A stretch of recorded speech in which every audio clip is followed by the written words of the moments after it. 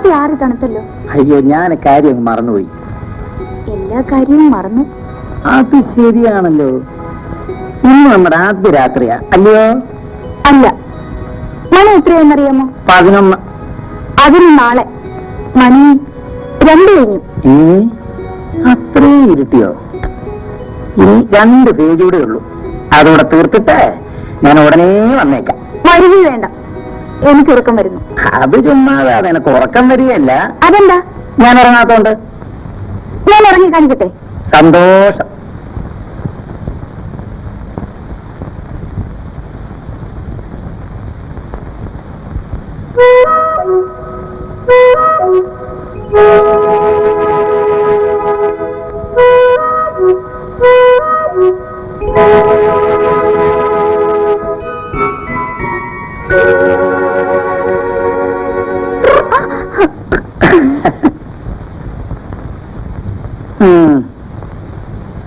എന്താ, ഉറക്കം കഴിഞ്ഞോ? അതെ, അപ്പച്ചി ഇപ്പൊ ഈ കഥയെ ചവിട്ടി പിടിച്ച് നേരെ ഇങ്ങോട്ട് കയറി വന്നാ നീ എന്തോ ചെയ്യും? എന്ത് ചെയ്യുമെന്ന്? വേണത്തിനെ ഇങ്ങനെ കെട്ടിപ്പിടിച്ചോണ്ടിരിക്കും.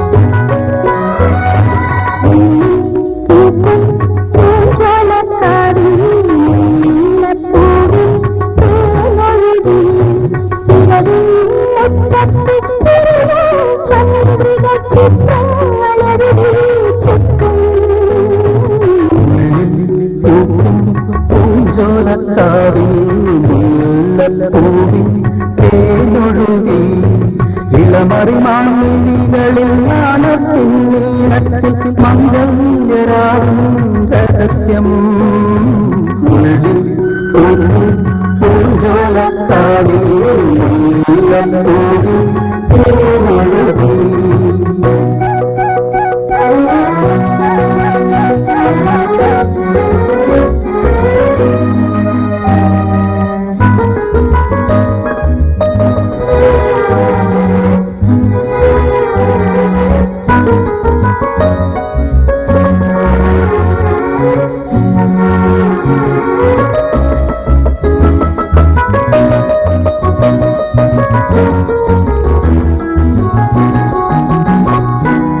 ഇതുവരെയും നീട്ടാത്ത തന്തിയിലൊളിയും സ്വർഗീയനാദമേനൊരു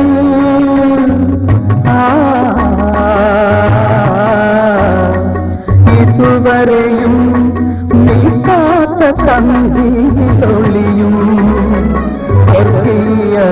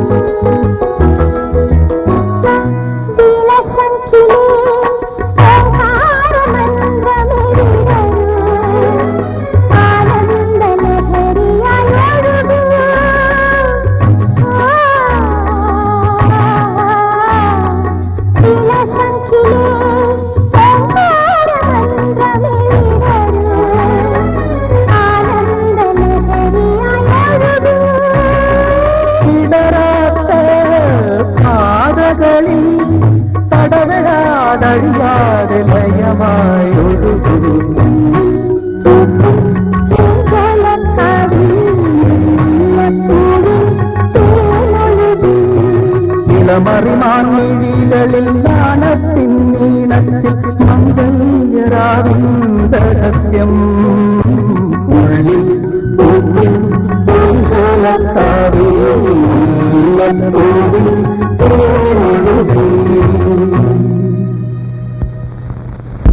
എന്റെ പഞ്ചായത്തില് 80% വോട്ടും ഞാൻ പിടിച്ചുതരാം.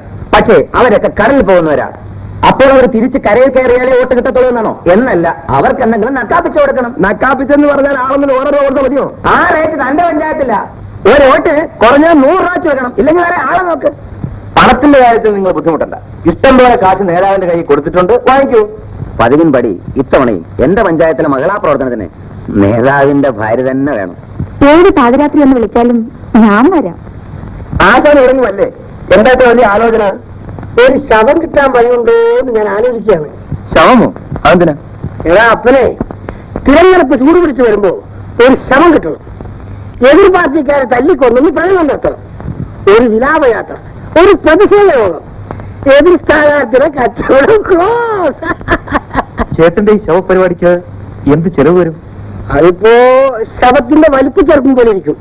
എന്ത് ചെലവ് വന്നാലും ചേട്ടൻ ആ പരിപാടി നടത്തിക്കും. പതിവിന് വിരുദ്ധമായി ഒരു വലിയ പണച്ചാക്കിനെയാണ് നമുക്ക് ഇത്തവണ നേരിടേണ്ടി വന്നിരിക്കുന്നത്.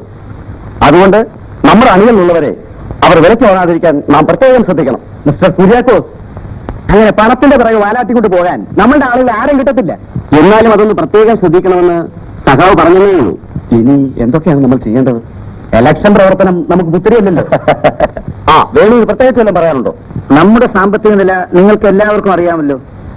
അതുകൂടെ മനസ്സിൽ കണ്ടുകൊണ്ട് മാത്രമേ പ്രവർത്തനങ്ങൾ മുന്നോട്ട് കൊണ്ടുപോകാവൂ എന്നൊരു അപേക്ഷ എനിക്കുള്ളൂ. എന്റെ തിരഞ്ഞെടുപ്പ് വാഗ്ദാനങ്ങൾ എന്ത് ത്യാഗം സഹിച്ചും നടപ്പിലാക്കുമെന്ന് ഞാൻ നിങ്ങൾക്ക് ഉറപ്പ് തരുന്നു. നിങ്ങളുടെ ഓരോരുത്തരുടെയും വിലയേറിയ വോട്ടുകൾ നൽകി എന്നെ വിജയിപ്പിക്കണമെന്ന് ഞാൻ അഭ്യർത്ഥിക്കുന്നു.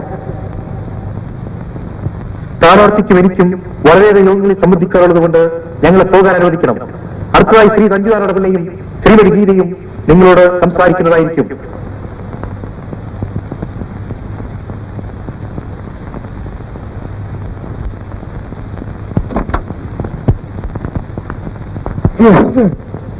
മാന്യമഹാജനങ്ങളെ, നമ്മുടെ മുമ്പിൽ 3 പ്രശ്നങ്ങളാണ് ഇന്ന് രൂക്ഷമായി നിൽക്കുന്നത്. അരി, തുണി, പണി. ഇത് 3ഉം നിങ്ങൾക്കുണ്ടോ എന്ന് ഞാൻ ചോദിക്കുകയാണ്.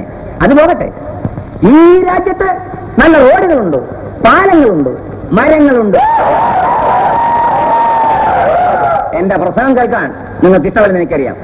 അതുകൊണ്ട് എന്റെ മൈക്ക് ഞാൻ ശ്രീമതി ഗീതയെ ഏൽപ്പിക്കുന്നു. ഗീതേ, ഞാൻ ജയിച്ചാൽ ഈ നാട്ടിൽ പാലും തേനും ഒഴുക്കാമെന്ന് ഞാൻ വാഗ്ദാനം ചെയ്യുന്നില്ല. പക്ഷേ നിങ്ങളിൽ ഒരുവനായി നിങ്ങളോട് ഒത്തുനിന്നുകൊണ്ട് ഈ നാടിന്റെ നന്മയ്ക്ക് വേണ്ടി പ്രവർത്തിക്കുമെന്ന് ഞാൻ ഉറപ്പുവരുന്നു. നിങ്ങളുടെ വിലയേറിയ വോട്ടുകൾ സൂര്യൻ ചിഹ്നത്തിൽ രേഖപ്പെടുത്തി എന്നെ വിജയിപ്പിക്കണമെന്ന് ഞാൻ അപേക്ഷിക്കുന്നു. നിങ്ങൾക്ക് എന്റെ വിപ്ലവാഭിവാദങ്ങൾ. വോട്ട് നമ്മുടെ പാർട്ടിക്കുള്ള. പക്ഷെ എനിക്കൊരു കാര്യം ചോദിക്കാനുണ്ട്. എന്താ മാധവൻ ചേട്ടാ? സ്വാതന്ത്ര്യം കിട്ടിയതിന് ശേഷം എത്ര പാർട്ടികൾ ഇവിടെ അധികാരത്തിൽ വന്നു? നമ്മുടെ പാർട്ടിയും 1-ലേറെ തവണ ഇവിടെ അധികാരത്തിൽ വന്നിട്ടില്ലേ? വന്നു. ഏതെങ്കിലും പാർട്ടിക്ക് എന്തെങ്കിലും നന്മ ഈ നാടിന് ചെയ്യാൻ കഴിഞ്ഞിട്ടുണ്ടോ? നമ്മുടെ ജീവിത നിലവാരം ഇന്നലത്തെക്കാൾ ഉയർന്നിട്ടുണ്ടോ താഴ്ന്നിട്ടുണ്ടോ? തെറ്റുകൾ പറ്റിയിട്ടുണ്ട് മാധവൻ ചേട്ടാ. അത് ആവർത്തിച്ചുകൊണ്ടേയിരിക്കും വേണു. ജയിച്ചു കഴിയുമ്പോൾ പറഞ്ഞതെല്ലാം മറക്കും, ജനങ്ങളെയും മറക്കും. ഒന്നും ചെയ്യാൻ കഴിഞ്ഞില്ലെങ്കിൽ ഞാൻ രാജിവെച്ച് നിങ്ങളുടെ ഇടയിലേക്ക് തന്നെ മടങ്ങി വരും. ഈ വാക്ക് മറക്കരുത്. ഇല്ല, വരട്ടെ വരട്ടെ. ആ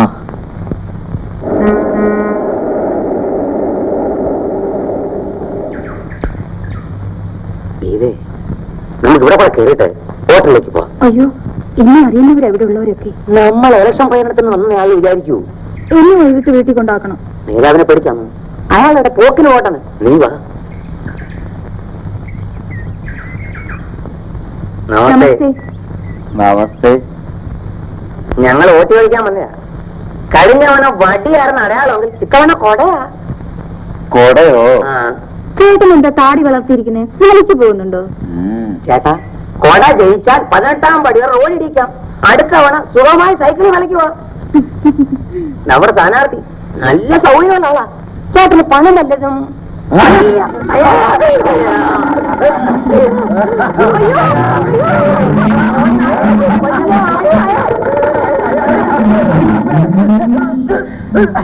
കൂട്ടിട്ടിരിക്കുന്ന ഭ്രാന്തനെ നിങ്ങൾ എന്തിനാ പോയത്? വോട്ട് ചോദിക്കാൻ പോയതാ. ഭ്രാന്തനാന്ന് ആരെങ്കിലും അറിഞ്ഞോ? വോട്ട് വരാം. വേണ്ട, ഒരു വോട്ട് കിട്ടിയത് മതി. അയ്യോ രക്ഷപ്പെട്ടു. പോകാൻ പോകാനാ പറഞ്ഞത്.